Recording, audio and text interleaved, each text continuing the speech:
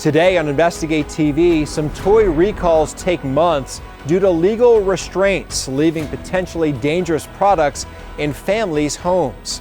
You notify everyone that you can, and then CPSC says, well, we've got our policies, and it's like, did you hear me? Children are being hurt and dying. Plus, maternity deserts. Millions of women live in areas with limited birthing options. It's just emotional because, I'm crying for help, hoping someone shows up to make sure everything's going to be okay. Investigate TV starts right now.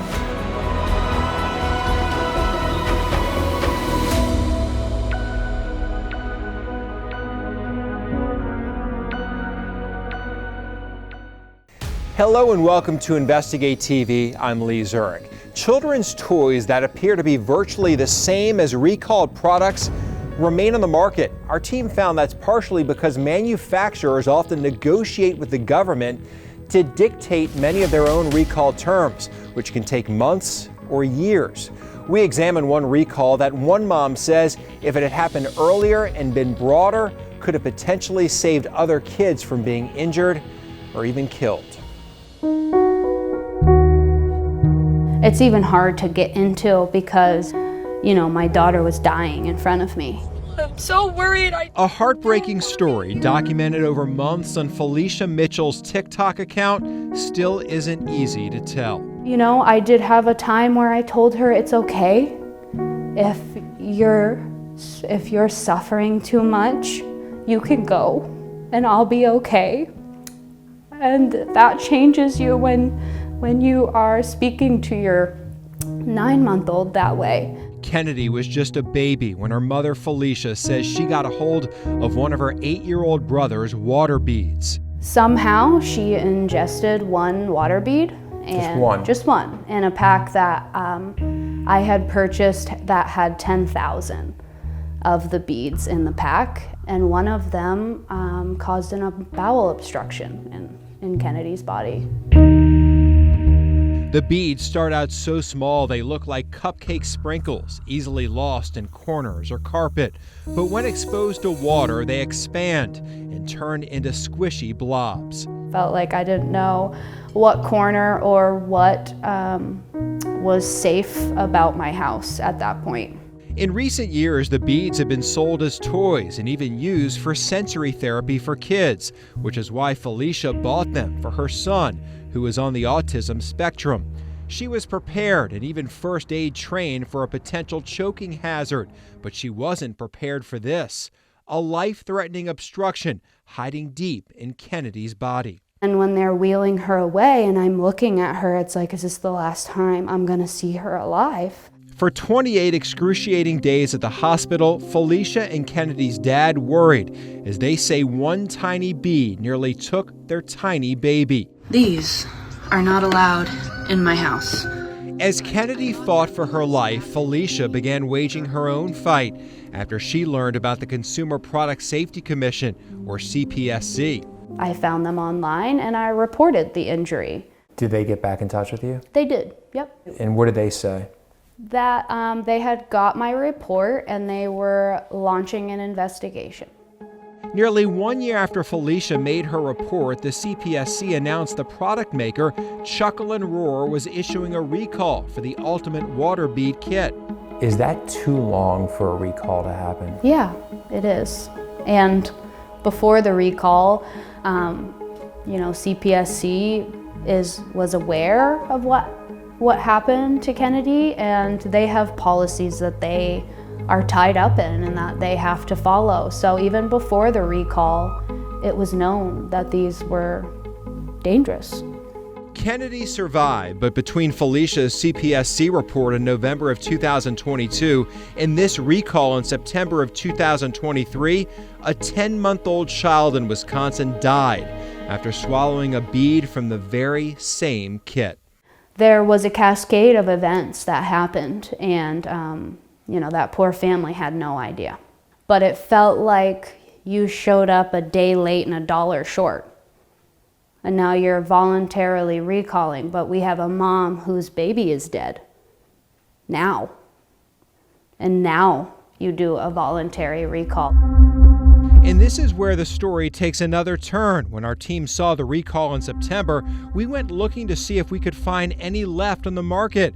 That kit appeared to be gone, wiped from the virtual and store shelves. But other water bead kits from that very same company were still available. We bought this one the day after the recall. It doesn't feel like you've done something good when you stop selling this product because you have a seriously injured child, but the same company has essentially the same water beads just sitting in a different package. We asked CPSC Commissioner Richard Trumka about the recall and what was and wasn't pulled from the market. He couldn't talk about this specific case, but part of the issue with most product recalls is the company legally gets to negotiate the language and terms. And so a lot of it comes down to the company. So if we know that one of those products was associated with a death or with a serious injury, we could go to that company and say, let's recall this, and what else do you have that poses the same hazard? A good company is going to agree to a scope of a recall that includes any similar product that could pose the same hazard, even if it hasn't hurt anybody yet. We've discovered this second kit also had an injury report, a 1-year-old whose airway was blocked after he inhaled a water bead from the sensory bin. By December, that kit was still being sold, but with soft pom-poms replacing water beads. Then it totally disappeared from Amazon, but is still being sold on secondhand sites with water beads, which is perfectly legal because there is still no recall for this particular kit. So that just doesn't make sense. I can understand the confusion there, but I can't comment on the specific case. Is the confusion concerning? I think with water beads, it's concerning enough that we've warned the public not to have any of these things. Our team also looked at other children's products where one part of a line is recalled, but other similar looking toys are still being sold. Look at these books. This one recalled because the rings could come off and pose a choking hazard. This one not recalled. The company said it's had no injuries reported and explained the reason the ABC book isn't recalled is because it's for older children learning the alphabet. In other words, the lack of a recall has nothing to do with the rings being able to detach and become a choking hazard, but the age of the intended user.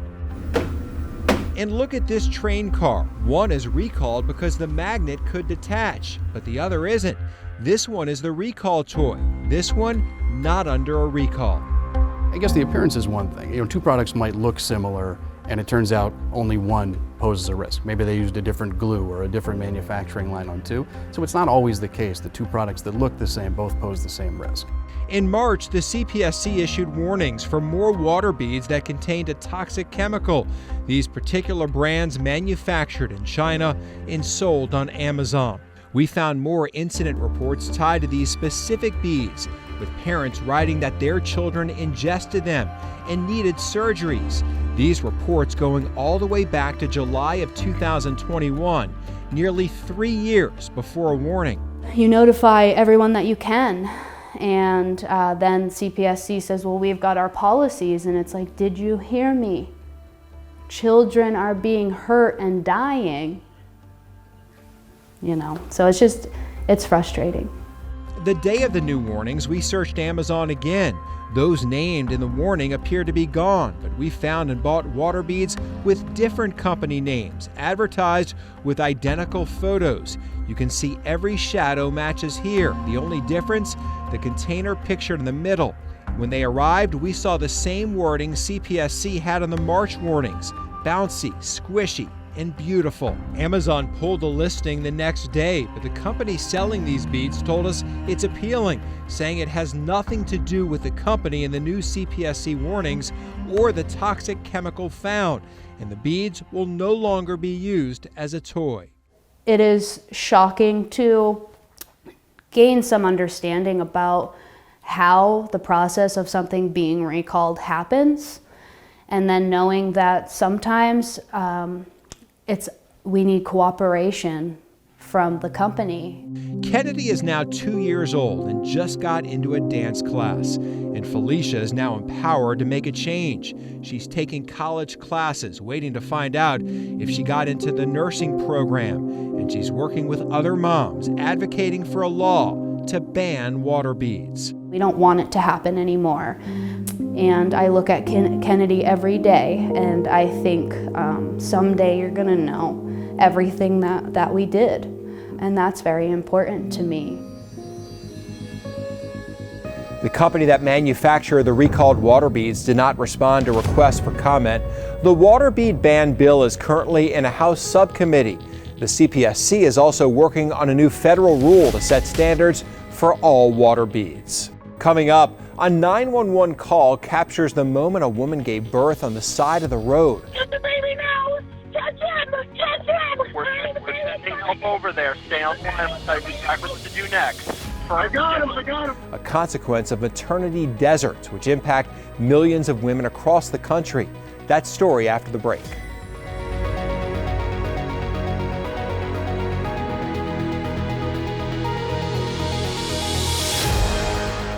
Welcome back to Investigate TV.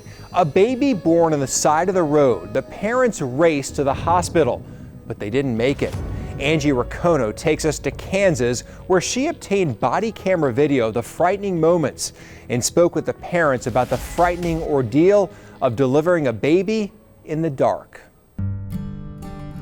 You can learn a lot about a community from its local paper. On March 6th, 2024, the headline for the Miami County Republic read, "I just delivered my baby." The sheriff posted about the roadside birth on Facebook too. I just delivered my baby. And from there, the story just grew. Everyone's like, yeah, congratulations, congratulations, but it was a scary situation. We were terrified. It's hard to understand what it was like in a car alone in the dark until you listen to the 911 call. We are northbound on 169 highway. Sir? Labor began at 3 in the morning. We have to go like now. I have no idea what you said, sir. I'm sorry. Okay, that's all right.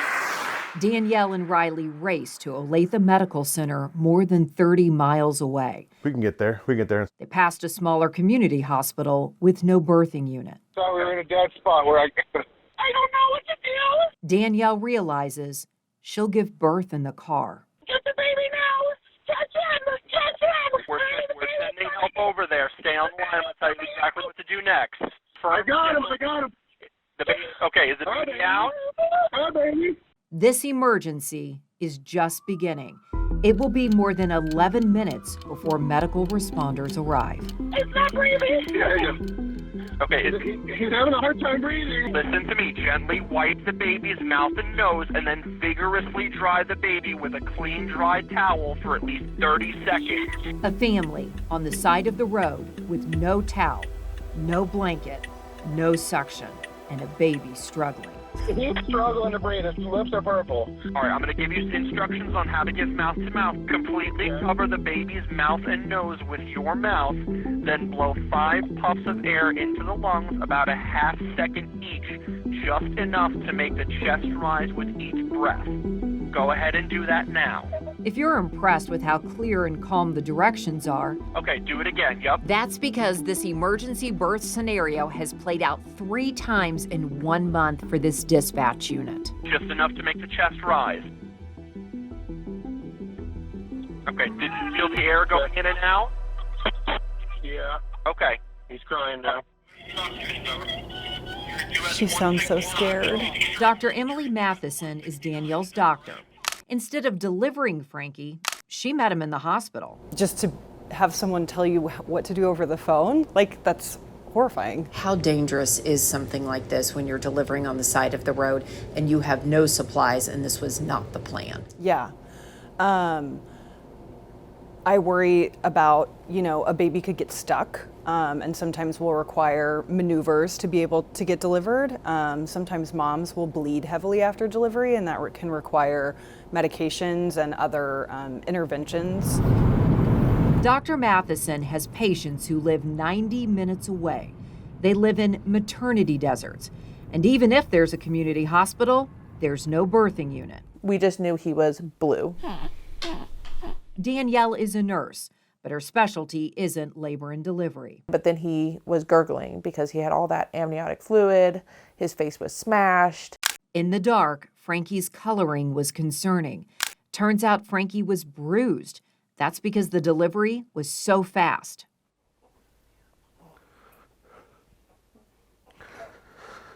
It's just emotional because, you know, we're crying for help, hoping someone shows up to make sure everything's going to be okay.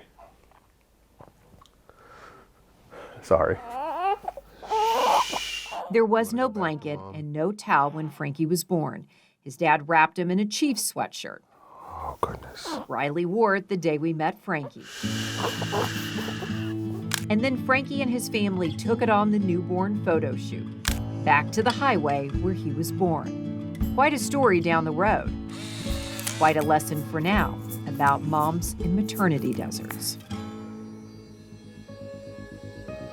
According to research from the March of Dimes Perinatal Data Center, more than 2 million women of childbearing age live in maternity care deserts that have no hospital offering obstetric care, no birth center, and no obstetric provider.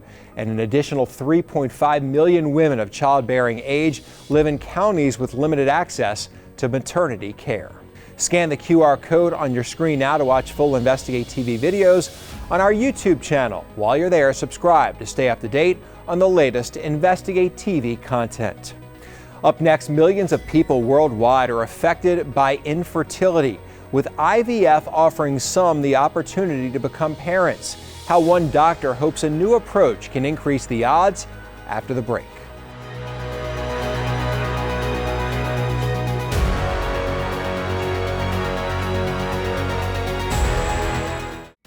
Welcome back to Investigate TV. Around 17% of the adult population, roughly 1 in 6 worldwide, experience infertility.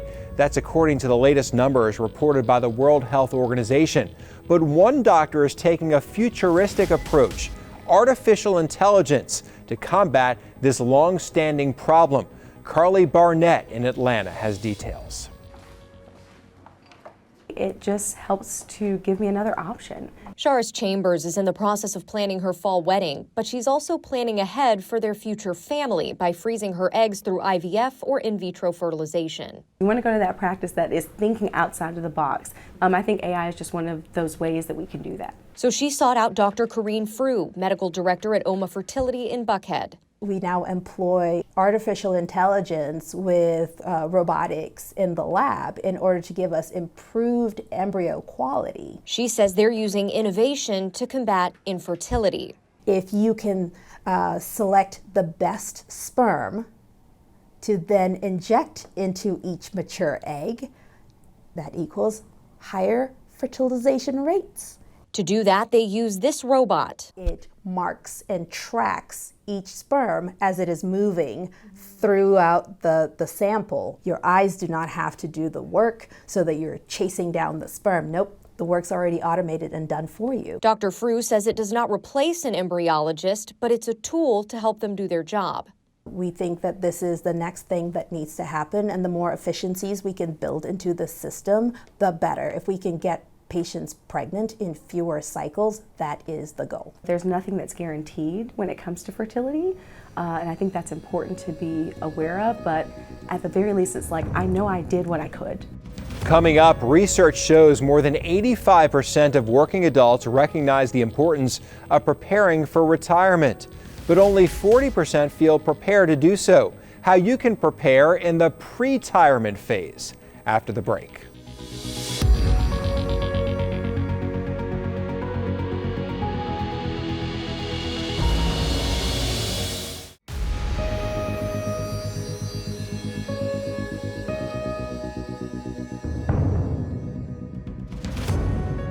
Welcome back to Investigate TV. According to an AARP survey, more than 1 in 5 adults has no retirement savings, and nearly 2 in 3 are worried they will not have enough money to last in their later years.